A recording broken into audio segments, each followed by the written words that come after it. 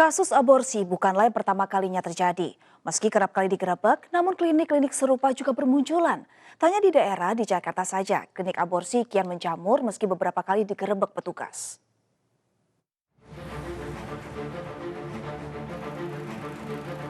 Lokasi praktek bidan di Jalan SD Negeri 2, Sungai Liat, Kabupaten Bangka, Kepulauan Bangka Belitung ini sudah tidak beroperasi lagi.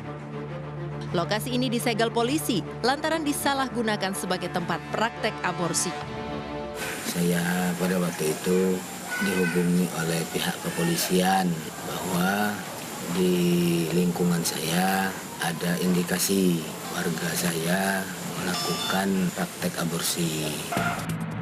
Terbongkarnya praktek aborsi ini berkat laporan warga yang curiga dengan praktek klinik bidan di daerah mereka. Pasalnya selama ini klinik tersebut marak didatangi pasangan muda. Rata-rata pasien tersebut datang karena ingin menggugurkan kandungan mereka. Untuk praktek menggugurkan kandungan, bidan yang berstatus pegawai negeri sipil tersebut mematok tarif 4 juta rupiah.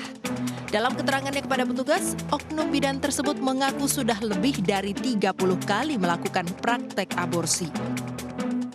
Maraknya praktek aborsi ilegal di tengah masyarakat bukan kali ini saja terjadi.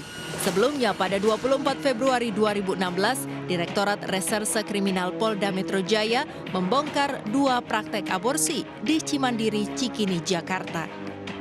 9 orang tersangka diamankan petugas, salah satunya seorang kakek berusia 75 tahun yang berperan sebagai dokter hanya lulusan SMP. Selain itu, petugas juga mengamankan sejumlah alat kesehatan dan obat-obatan kadaluarsa yang digunakan untuk praktek ilegal tersebut. Mereka pun menggunakan papan nama palsu untuk melancarkan aksinya. Tak hanya itu, mereka juga berkedok agen tur dan travel. Dalam sehari, sindikat ini menangani 5 orang pasien dengan tarif jutaan rupiah.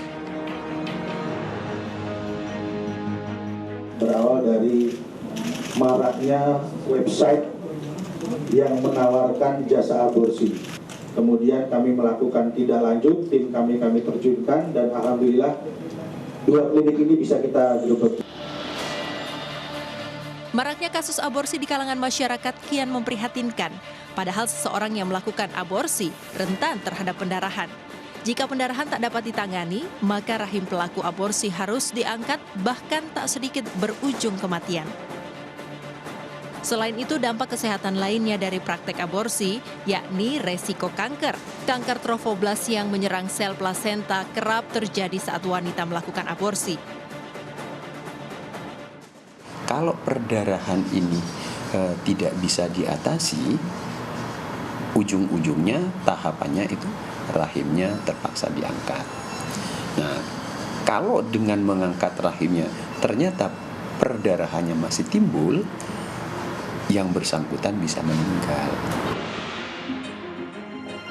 Maraknya praktek aborsi ilegal di kalangan masyarakat tak lepas dari mudahnya seseorang mendapatkan informasi praktek aborsi ilegal. Iklan-iklan obat aborsi dan klinik praktek aborsi ternyata mudah ditemukan di media online. Tak tanggung-tanggung, bahkan jasa aborsi sudah terang-terangan menggunakan media sosial. Aborsi memang merupakan fenomena gunung es. Seseorang nekat melakukan aborsi biasanya dilatar belakangi persoalan kompleks, mulai dari alasan kehamilan karena seks bebas, alasan perkosaan, hingga alasan sosial lainnya. Oleh karena itu, dibutuhkan peran serta dari pemerintah untuk menutup semua jalur akses dan informasi yang menawarkan masalah aborsi, baik melalui media sosial dan media massa, serta tuntutan hukum serius bagi pengiklan supaya menimbulkan efek jerah. Tim Liputan MNC Media, Jakarta.